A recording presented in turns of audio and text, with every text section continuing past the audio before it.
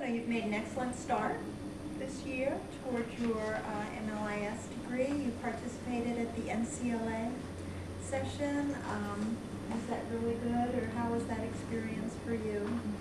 I'm sure it was wonderful. All of them love presenters. Yes, yes. So that's a On great your thing resume. too. A wonderful thing to be on your resume so early too in your careers. I know you've also started internship programs at participating libraries, and a lot of the directors are here from those libraries, and we welcome them too. I know too that the internships are very important because they really give you the kind of experience you're going to need when you actually go out looking for your first librarian position. A lot of times people don't necessarily realize the strengths that they already have. I think the fact that you are already in this program, you have already taken a step towards success. So congratulations to all of you. It is this opportunity that brings us all together. So we really have something in common, and that is this profession. And that's what's unique about this profession. It's interdisciplinary by nature. Because it crosses all these different areas, but at the same time, we have this same, this common goal, this common bond together. So I really think this is a very interesting time, very exciting time, and I again congratulate you, all of you, on being a part of this profession. You probably know, there is no need for you to try to memorize all these acronyms, okay? It's really been good. Just from the short time that I've spent here, I've learned about teamwork and about working with diverse people and just about stepping outside of my own little box and just learning stuff about different people. And so we went to the NCLA conference, and I attended a couple of sessions, and when it first started they were talking about being a school librarian with kids, and I'm like, well, I started out as a teaching major. I'm definitely not trying to deal with any children. So I didn't know how good that was going to be for me, but one lady who was presenting said something really good, and she said that librarians are healers of the soul. And so I thought about that, and I'm like, I've been in this program like 2.5 months, and I think I've gained a lot more confidence in myself, because I'm like, we really are powerful.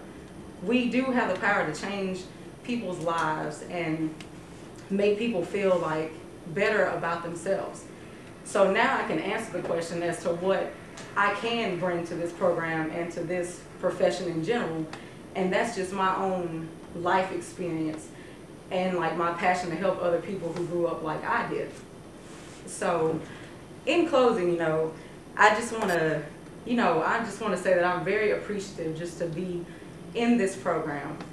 A lot of times throughout my life when I was thinking about, well, what do I want to do with my life? What do I want to do with school as far as my career and things like that? I had always said, well, I want to be a librarian or I want to be a newswoman, whether behind the camera or in front of the camera. And so people would ask me, as most people ask children and adults, well, what do you want to do with your life? I would always say, oh, I'd like to be a journalist or a librarian. And so people would go, oh, librarian. And they'd say, well, tell me more about, the journalism. Do you want to be in front of the camera or behind the camera? And so I was like, oh, well, I like the library too. And I mean, I could tell them about the news side, but I never really got the opportunity to tell people about my passion about working in the library. And so over time, as the library thing got kind of shut down, I always wanted to do that, but as people would ask me, less and less I would say, if I want to be a librarian and a news person, I would just be a news person, because it seemed that had more cultural capital, or it was more glamorous, I guess, than being a librarian. And so I guess as I went on in school, I said, well, it was always kind of in the back of my mind. And as I moved forward in my communications education, I always wondered, well, I don't want to like put that to the side because that's always been, you know, my passion. So I was downstairs in Media Services and Mr. Bryden walked by, and it was nearing graduation, and I was still kind of thinking, you know, what am I going to do with my life after I leave here? And I said, well, do you have any jobs for students in the library that, or graduates in the library who don't have degrees? Because I know I've been looking online at jobs, and you have to have a master's degree. And I was like, well, what am I going to do?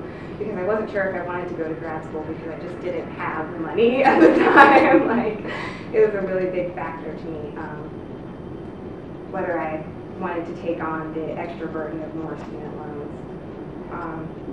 And he said, well, we don't really have any jobs for people without degrees, but there is this program at UNCG that I think you would be a really great fit for. In the middle of the summer, one of my weekly calls to Dr. Shifley said, well, we're pretty sure we moved some money around and we're pretty sure you're in, but we haven't sent you a letter yet, but we're sure you're in. Yes! And I was like, I was home alone, I had nobody to tell, my parents were at work, and I was like, oh great, so I'm just like walking back and forth through the house, like saying, we don't have somebody to tell, but I was really, really excited because something that had been that had been a dream of mine, like really a dream of mine, to go to grad school and to work in the library, to be working towards something that I was really passionate about was coming true. And so, so that's how I came to be in the A Scholar program. I don't think, had I been the type of student worker that didn't show up on time and maybe didn't take extra shifts and didn't take the time to maybe learn the software in the library to help the students more, I don't think that maybe Mr. Bryden would have seen that this program would have been a good fit for me.